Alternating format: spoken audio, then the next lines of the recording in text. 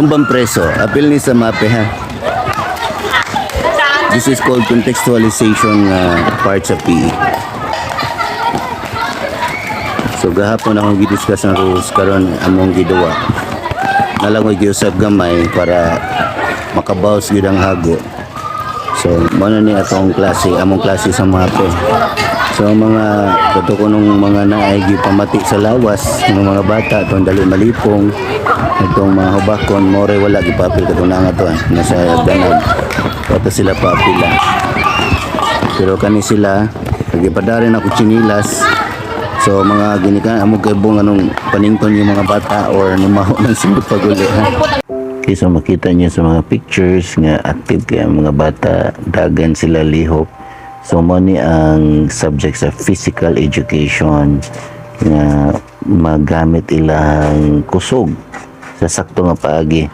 This time ato lang gigamit ang duwa no, batulata. Common sa ato ang batulata bisan kita mga bata pata maduwa tani.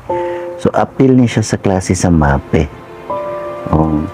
So mga bata na enjoy at the same time na pagawas nila kung unsay lang strength, kinsay kusog og speed, kinsay may agility.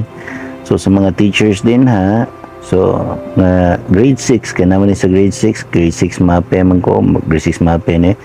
So gamitan ninyo ang kanang ilahang pagka agile and kanang energetic no, kay makita din nga na mga bata lisod kay dakpon kay may mulikay, that's agility na kusog kay mudagan sa speed na siya. So pinaagi aning duwa ang common sa atua dinha sa atong mga palibot sa ato ang kasilinganan. Nag-enjoy pa sila unya nindot pa gid ni nga exercise sa lawas, natural ning exercise sa lawas kay molihok mo gid ang bata. So mao ni among klase usa sa among mga klase sa mape.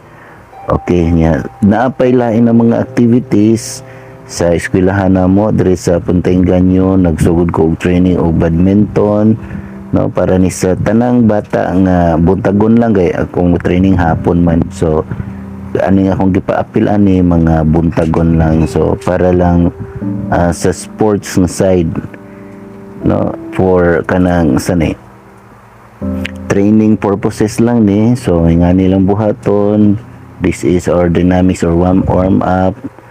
So ngarirami magduwa ni tag na gym no. So kadtong mga parents din ha or mga kanang na ay ika-tabang na mo din sa ground sa Puntainganyo magbutang tag gym.